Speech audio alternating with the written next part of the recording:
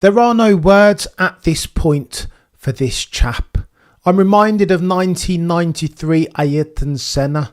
It's that type of company, that level of rarefied air that this Max guy, Zach Brown, that's the company that this dude is keeping. This is levels now.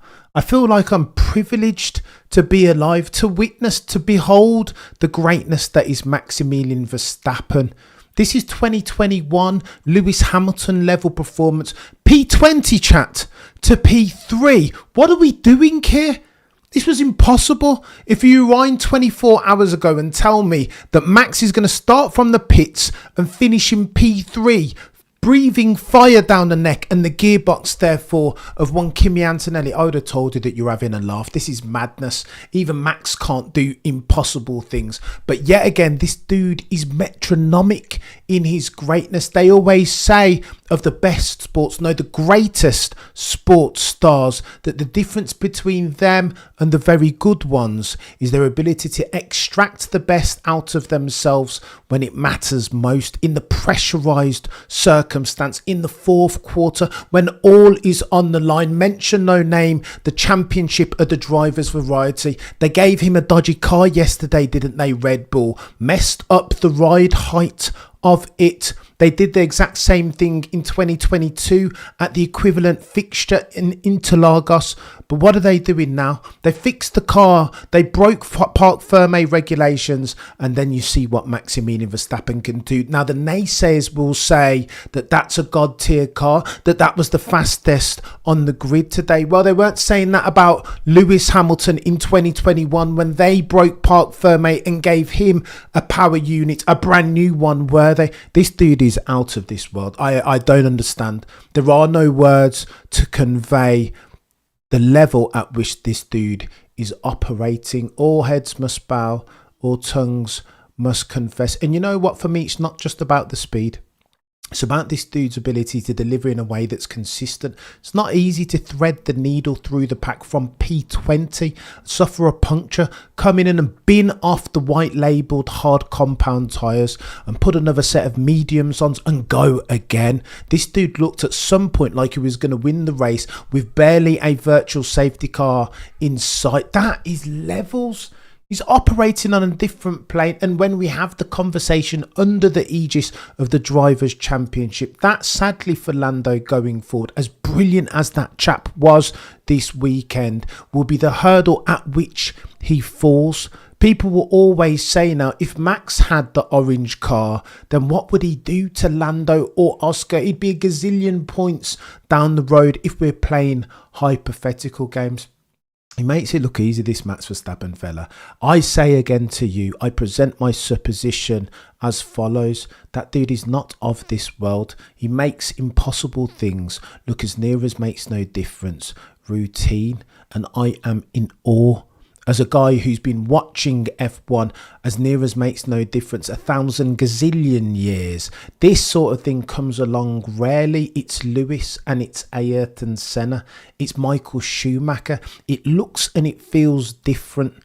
I ingest my level, my unique brand of Formula One through the scopes of Sporting Endeavour Par Excellence PLC, and it looks different. I am a moth to a flame when Max's flame burns as brightly and as brilliantly as it has all season long. Does that mean that this dude is going to win a championship? I'm not sure, but you would be foolhardy at this point to back against Maximilian Verstappen. Lest we forget, the odds makers said he was 45-1 to win this race, and at some stage he was down to as low as 2-1. It looked like he was going to win it, and then we have to ask ourselves this question: did Red Bull drop the ball?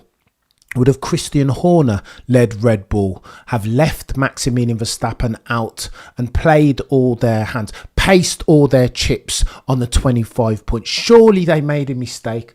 I don't know the answer to that. Maybe the tyres wouldn't have gone off, but Pirelli said those mediums would last for 40 laps and Max needed to do 42 on them. Surely track position is key here. Oscar Piastri told us that clean air is king.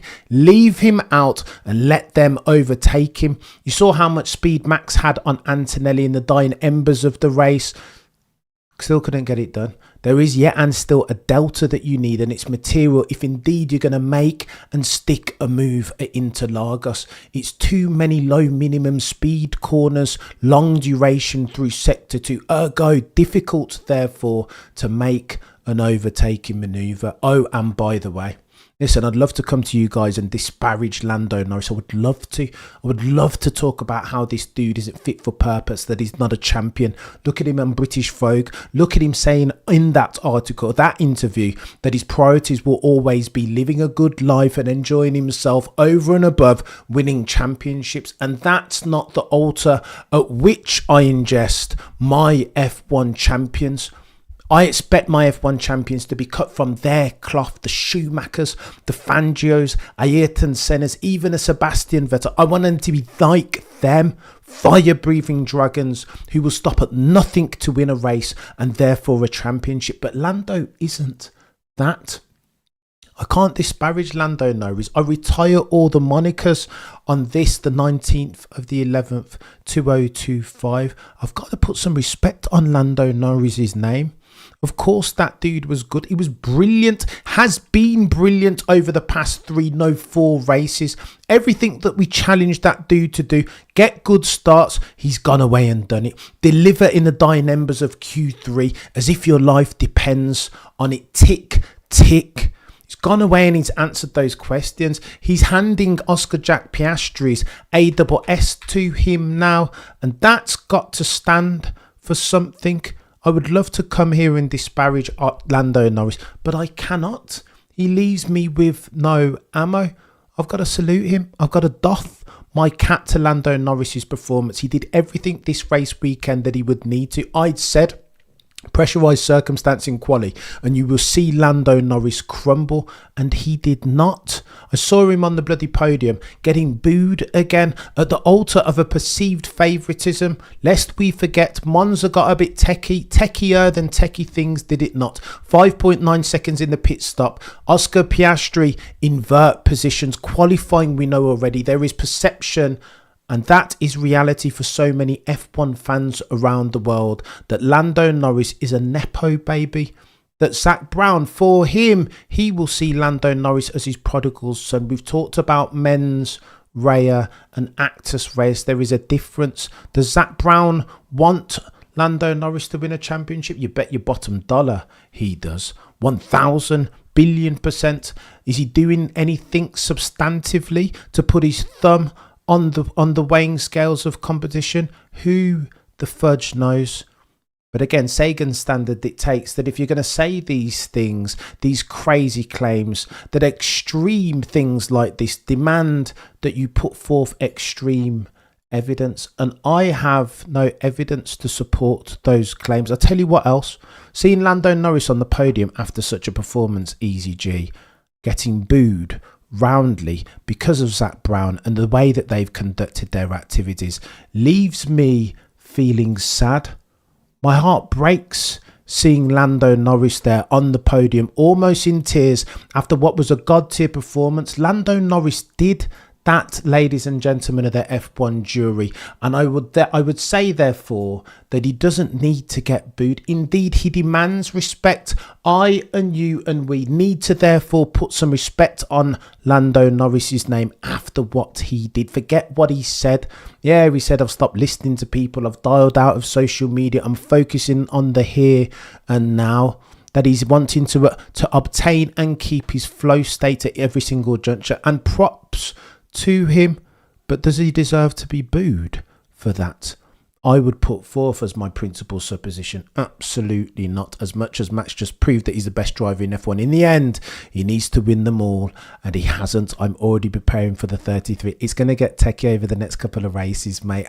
Listen, I think it's improbable, but I thought P20 to P3 was equally improbable. And again, Max Verstappen converts of skeptics believers. It's techie. I must say that it was satisfying to hear the silence of the naysayers after all their gleeful noise yesterday. Let me tell you about Max Verstappen quickly before we talk about Oscar Piastri. It is interesting that Max Verstappen naysayers have to run for the hills. There is nothing left to say. They have no ammo left. What are they going to say now? Previously, it was the Adrian Newey, that he's a benefactor of him, a Sebastian Vettel type. Well, what about now?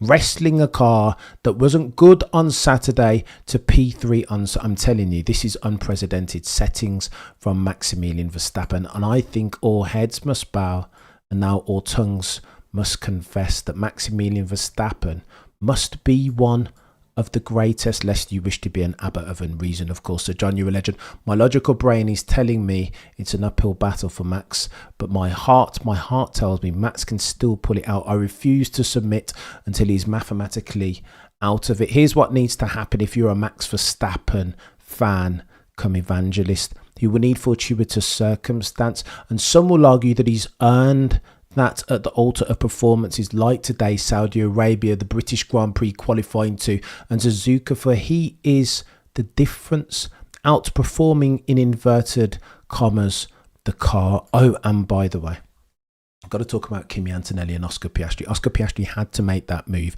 and the stewards got it wrong, didn't they? For where was Oscar going to go?